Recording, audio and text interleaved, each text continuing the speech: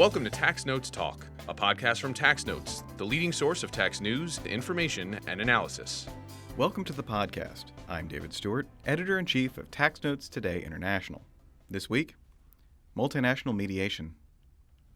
With multinational corporate taxation and transparency being a hot topic for more than a decade now, Tax Notes reporters Kiarra Strocko and Paez recently took a deep dive into a dispute resolution mechanism set up by the OECD and its role in tax.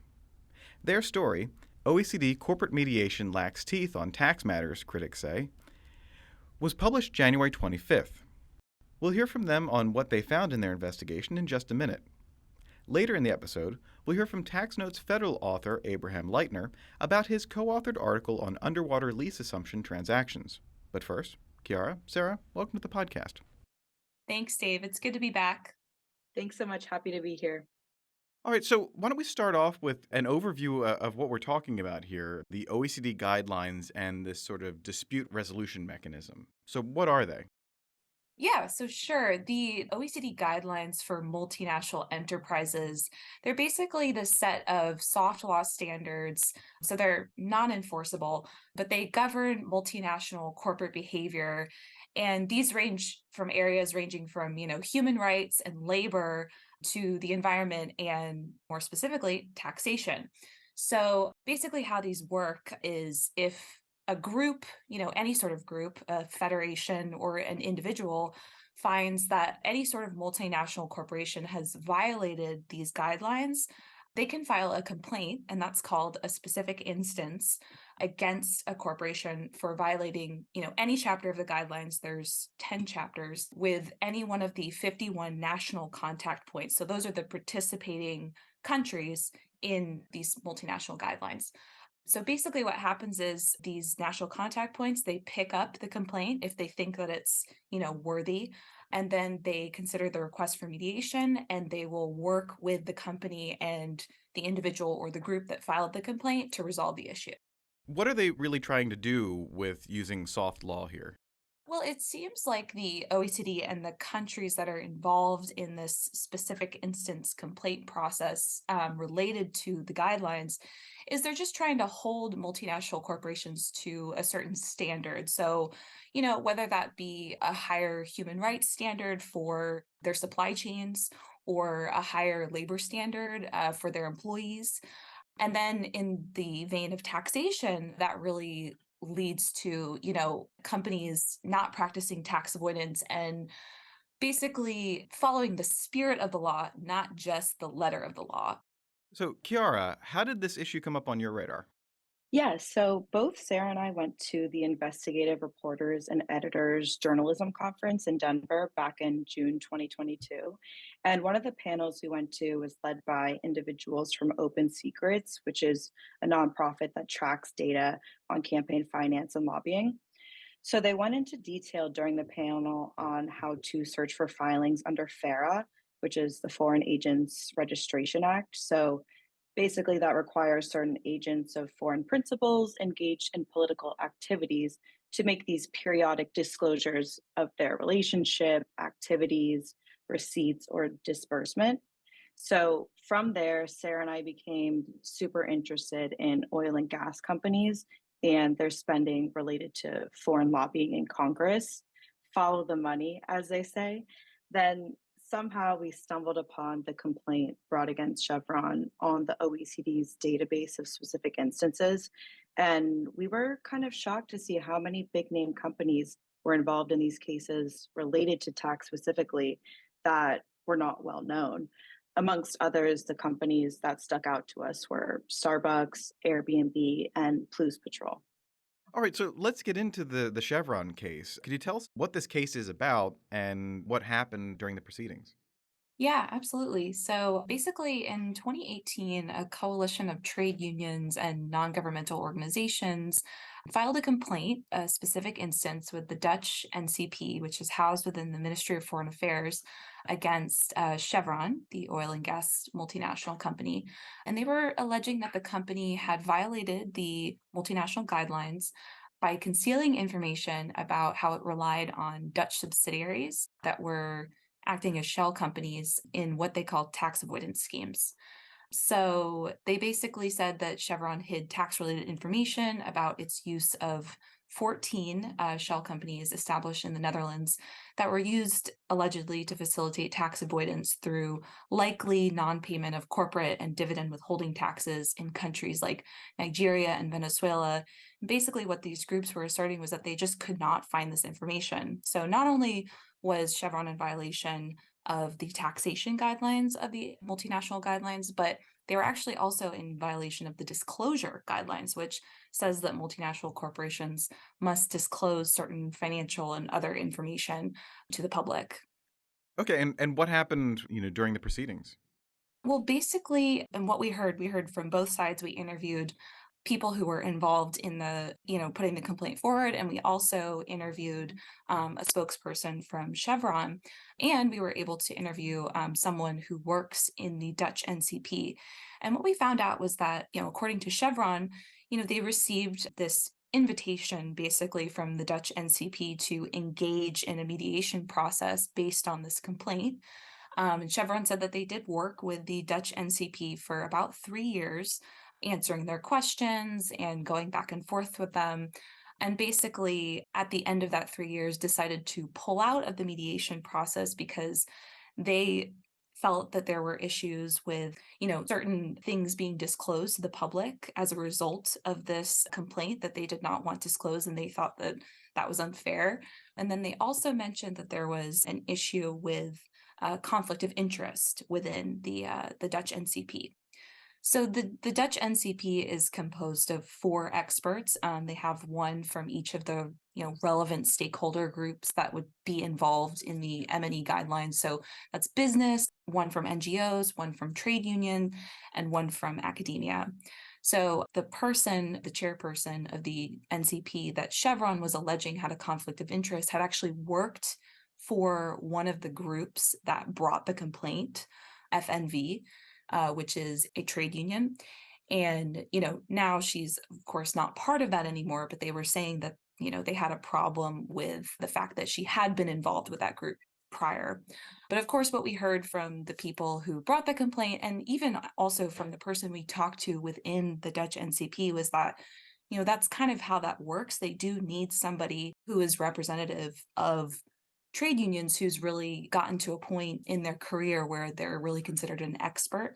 And obviously the chairperson had worked in many different capacities. She hadn't just worked with this one organization. So, and of course they have representatives from other areas. So anyway, that was something that was sort of interesting that we heard from all the relevant groups that were involved in this complaint process. But yeah, so basically Chevron pulled out and the Dutch NCP issued its final statement and basically, acknowledged what was put in the complaint as from what they could find from the publicly available information that they were able to access. They said, yeah, this complaint's pretty reasonable. And they issued a few recommendations for Chevron to, up its transparency and to get in line with the OECD multinational guidelines that they found that they had violated. So Chevron withdrew from this process, but have they done anything to respond to the recommendations of the panel? From what we can tell, not really. Of course, Chevron has told us that they comply with all tax laws in all of the countries that they operate in. But, in November, the social justice nonprofit Oxfam International actually came out with a report saying that there were several oil and gas companies, including Chevron, that continue to practice secretive tax practices, and that these companies, including Chevron, have ignored repeated requests to disclose tax details that are in line with the standards of the Independent Global Reporting Initiative. So even 5 years on, that report was issued in November of 2022. It appears that Chevron is still not disclosing information up to the standards that countries would like to see. And since all of this is taking place in the Netherlands, have we heard anything from the Dutch government about it? Well, we have not heard anything from official government ministries about it. However, the Dutch NCP, while they are an independent structure that is not technically affiliated with the Dutch government, they are at arm's length with the Dutch government. So hearing from them on something of this caliber, a violation of the multinational guidelines by a rather large multinational company. What we heard, at least from some of the NGOs and trade unions, was that it was a really big deal that the Dutch NCP did issue those recommendations, and that they did basically side with the complainants in saying that they really needed to see more from Chevron in terms of transparency. Support for this podcast is provided by the University of California Irvine School of Law Graduate Tax Program. This preeminent and innovative program prepares students to practice tax law at the highest level in the U.S. and abroad. Featuring a low student-faculty ratio, cutting-edge technology instruction, and dedicated career support, UCI's graduate tax program helps prepare students for a future in tax law. Program graduates are placed in top tax-related industries, practicing law in many major U.S. cities. Applications are open now. For more information and to apply to this highly selective program, visit law.uci.edu/gradtax. That's law.uci.edu/gradtax. All right, turning to this process in the larger picture, you mentioned how this organization is at arm's length with the government. Would it benefit from perhaps a closer relationship with the government and information sharing? Yeah, so this topic of access to data between tax authorities and NCP officials kept coming up in our interviews with sources. And it kind of made us think, why is there this lack of communication with tax authorities when that would be super useful if companies chose not to engage or participate in the process? I mean, that was the issue with Chevron and why there were possible factual errors in the Dutch NCP's final statement, which we mentioned in our story. Basically, the NCP must conduct its assessment using publicly available information. So when a company doesn't participate, then the numbers might get skewed or rounded up or down. So what we thought was interesting was when the Dutch NCP official said to us that she didn't think there was a need for further coordination with other departments when we asked her about whether this is something that might be considered in the future. I'm not sure if there are privacy and data protection concerns, a lack of resources, or if they just simply don't think it would help. But from the people we spoke to, ranging from practitioners, professors, and individuals from involved NGOs, it seems like it would be beneficial. So we spoke with a law professor, Martin Skeltema, and he told us that in the case of the Dutch NCP, it would potentially be because if the government supplied this type of information, it might jeopardize its independence, which Sarah mentioned previously, and kind of what we talked about in our story about how they are separate. Now, from the people that you spoke with, have you heard any ideas of how they could make this process work better? Yeah, so we received interesting recommendations from Martin, who I just mentioned, and he said that there should be escalation mechanisms in place if parties don't agree or one party doesn't want to participate. He also emphasized that the NCP processes between OECD jurisdictions that adhere to the M&E guidelines should be aligned and have more cohesion. So we learned that 51 governments have an NCP, and each NCP has the autonomy to structure itself and its procedures as they deem appropriate, so long as it aligns with these OECD RBC rules. And he said that government should just be more aware and attach consequences to NCP procedures if companies aren't willing to participate or implement the recommendations. So this would definitely level up that enforcement aspect of things, which might be lacking now. And it was interesting also because Sarah and I went to a conference in Vienna in January with tax professionals, some in government, and many people were not aware of this mediation process generally. And so overall, gaining visibility, accountability, and compatibility would be a good start. And I know that they're actually planning on having a ministerial meeting February 14th to 15th to discuss some of these guidelines. And it's going to be promoting and enabling responsible business conduct in the global economy. That's their focus for this one. So, as you've mentioned earlier, this process is for many different areas of multinational activity. Are there any specific challenges for working in the tax area?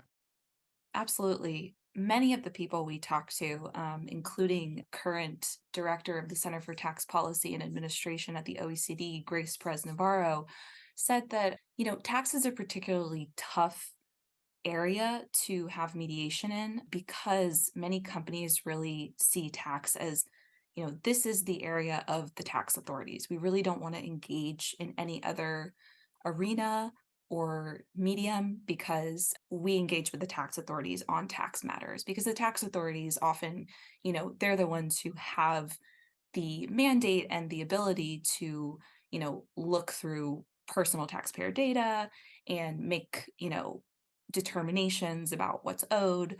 Whereas for, something like the Dutch NCP, they really don't have that same type of authority. So again, and we heard this from Grace, but we also heard it from others that we interviewed, is that tax is just it's really tough because again, there's one, the tax authorities is an area where companies already engage and they don't really know about other forms of mediation that are available.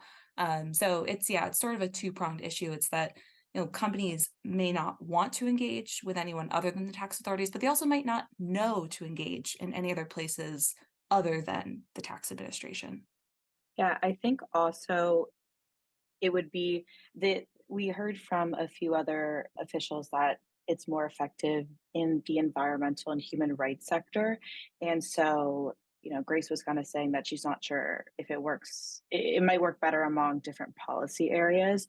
So, since there's not many incentives in the tax sector, maybe merging the tax chapter and disclosure chapter and putting it into the human rights chapter or environmental chapter, because the way that these companies structure and do their tax planning, it affects the lives of employees and different people. So that was another thing that we heard from the people that we spoke with. Well, Kiarra and Sarah, this has been fascinating. Thank you for being here. Thanks for having us. Yeah, thanks for having us. It's really great to discuss this. And listeners who are interested in reading this story can check out a link in the show notes. And now, coming attractions. Each week we highlight new and interesting commentary in our magazines. Joining me now is Executive Editor for Commentary, Jasper Smith. Jasper, what will you have for us? Thanks, Dave. In Tax Notes Federal, Stephen Lagarde and Krista Bierma explore what's next for the nonprofit executive compensation excise tax. Benjamin Allery and Christopher Yan examine the intersection between tax credit and trader business. In Tax Notes State, 3 Evershed Sutherland practitioners describe Water's Edge combined reporting and the 80-20 rules. Brian Hamer highlights troubling tax behavior that illustrates the need to change state tax codes. In Tax Notes International, Mindy Hertzfeld performs a reality check on the OECD's updated revenue estimates for its tax reforms by examining the economic impact of the TCJA. Jenny Longman and Nora Newton-Muller examine the U.S. tax treatment of property that is divided into a usufruct and a bare ownership interest. In featured analysis, Nana Amasarfo reviews the OECD's updated economic impact assessment for Pillars 1 and 2. On the opinions page, Robert Goulder comments on congressional consideration of a national sales tax. And now, for a closer look at what's new and noteworthy in our magazines, here's Tax Notes Federal Editor-in-Chief, Ariel Greenblum. Thanks, Jasper. I'm here with Abraham Leitner, a director at Golston and Stores. Welcome to the podcast, Abe. Thank you, Ariel. It's great to be here with you. We're here to discuss your upcoming Tax Notes Federal piece titled Re-examining Underwater Lease Assumption Transactions, which you co-wrote with Leah Siegel, also of Golston and Stores. Could you give us a brief overview of the article? Sure. First, let me say I appreciate your inviting me here to talk with your listeners about the article. The title of our article is Re-examining Underwater Lease Assumption Transactions. So for some context, parties entering into a new lease will normally negotiate the rent to a level that they perceive to be the market rate for the leased property, taking into account the type of property, size and condition of the property, length of the term, and market conditions. But sometimes the tenant discovers that the bargain it struck was a bad deal. And perhaps due to subsequent market changes or other factors, the rental rate for similar property turns out to be lower than the rent the tenant is obligated to pay under the lease. Such a lease is said to be underwater. If the tenant wants to give up the space by assigning the underwater lease to a new tenant, the original tenant may need to pay the new tenant to assume the unfavorable terms of the lease. Our article analyzes the treatment of a transaction like this, in which a tenant that's a party to an unfavorable lease assigns the underwater lease to a new tenant in consideration for a payment it makes to the new tenant. The primary issue for the new tenant who agrees to assume an underwater lease is whether the payment they receive from the original tenant is taxable income. Readers who are unfamiliar with the case law in this area may be surprised to learn that there's a long-standing line of case law holding such payments are in fact not taxable to the assignee. The leading case on the issue is a Second Circuit case named Oxford Paper versus Commissioner, which was decided in 1952. Oxford Paper involved a company that acquired a paper mill that came along with a lease for water rights that was, I guess, ironically underwater. The owner of the paper mill was so eager to be relieved of the payments it was required to make under the lease that it gave the entire plant to the assignee, along with $100,000 in cash for no consideration other than the assignee's agreement to take over the unfavorable water lease. The Oxford Paper decision mainly focused on the question of whether the assignee could claim a basis in the plant it acquired, and the court essentially held that the assignee is treated as having purchased the plant for an amount equal to the negative value of the lease it assumed in the transaction. However, the opinion makes clear that the assignee is not treated as receiving income from the assignor with respect to the cash payment. A few years after Oxford Paper was decided, the IRS issued a published ruling, Revenue Ruling 55-675, which followed the court's holding in Oxford Paper. Our article focuses on a more recent line of authority that some practitioners have interpreted as casting doubt on whether the Oxford Paper case and subsequent ruling can still be relied on. These authorities include a series of private letter rulings and ultimately a decision by the Federal Circuit Court of Appeals in a case called American Energy, which involved nuclear decommissioning liabilities. So a nuclear facility operator is required by federal law to safely dismantle and decommission the nuclear reactor at the end of its life.